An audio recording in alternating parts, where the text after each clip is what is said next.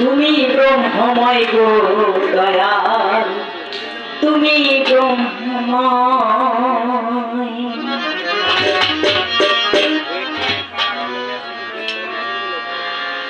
দয়াল স্থূল প্রমাত্র সাধন সিদ্ধি,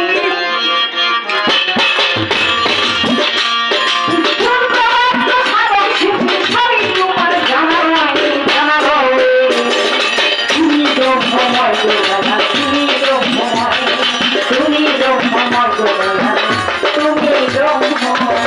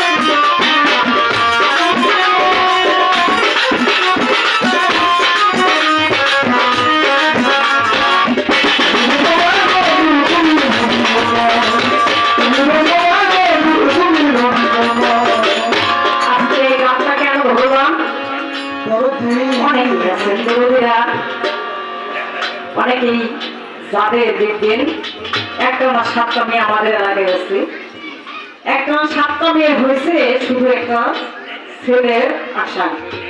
এখন বলে তোমরা গুরু ধরছ, তোমার গুরুর কাছে তোমরা কোনো কেরামতি শেখো নাই, এই যে শুধু মেয়ে হইতেছে। আবার অনেকে বদনাম দেয়, মেয়েদের বলতে আমাদের বলতে যে তোমরা এই কিছু কিছু মহিলা আছে ওরা হইলে গার্লস স্কুলের গেট। ও বাবা, এই কথা শুনলে আমাদের একটু মনটা খারাপ হয় না? হ্যাঁ, দেখবেন যখন গার্লস স্কুল ছুটি হবে গেটটা শুধু মেয়েরাই বেরোবে, খালি ঘরে ঘরে মেয়েদের। তো দাঁড়া, আমরা আমি আপনাদের বলছি আমি যে বীজ বপন করবো আমরা যে বীজ বপন করবো আমরা বুঝতে পারি এই বীজ থেকে কি হবে এই জিনিসটা আমাদের বলবেন দয়ালের কাছে এটাই প্রার্থনা আমরা যারা গুরু ধরেছি গুরুর কাছে এসেছি আমরা যেন গুরুর কাছ থেকে এগুলা শিখতে পারি বুঝতে পারি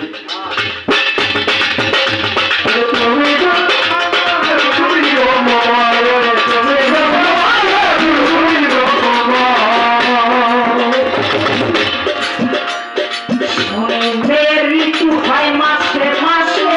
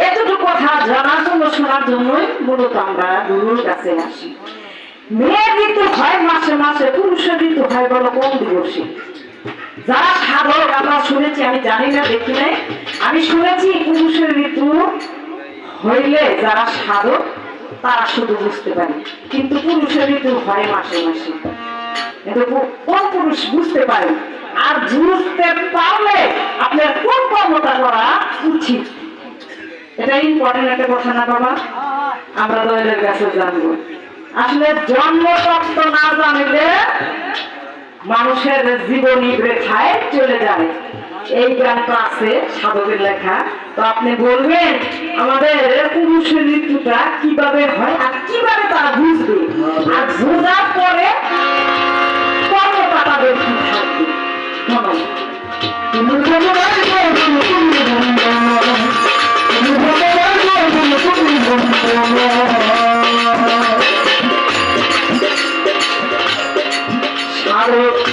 শরৎ বলে আজব ঘটনা মেয়ে মানুষের গর্ব হলো পুরুষ কেন গর্ব হইল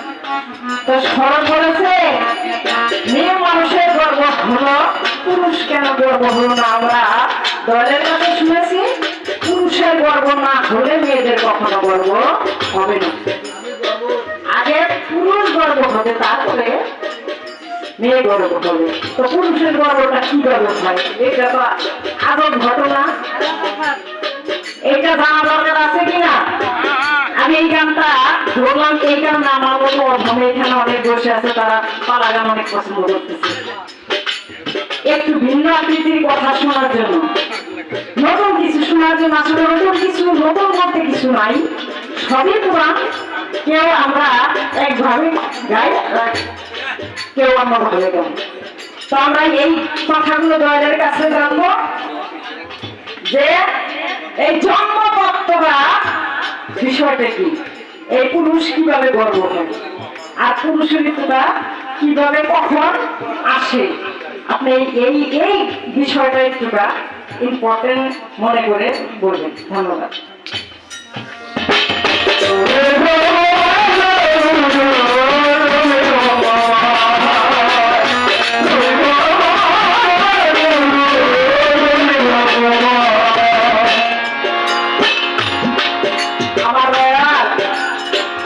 বলেছে অনেক কথাই বলেছে,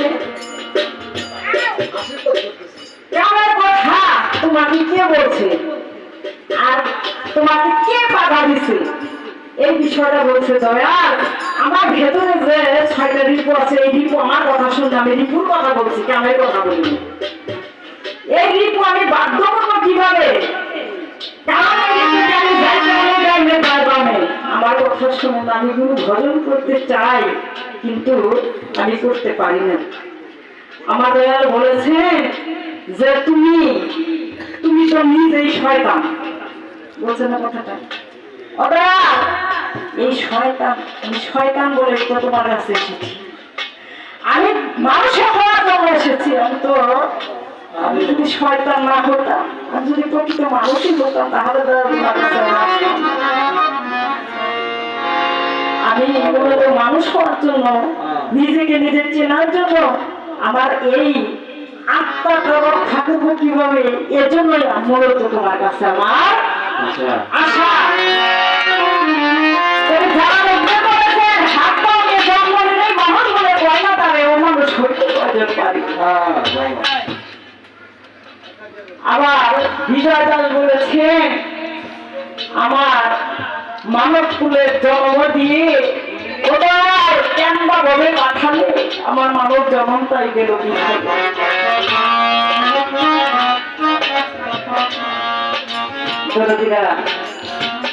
আজকে এই দরবারে এসেছি, সকলে আমার জামাত চ্যানেলের ভক্তবৃন্দ যারা তারা বসে আছে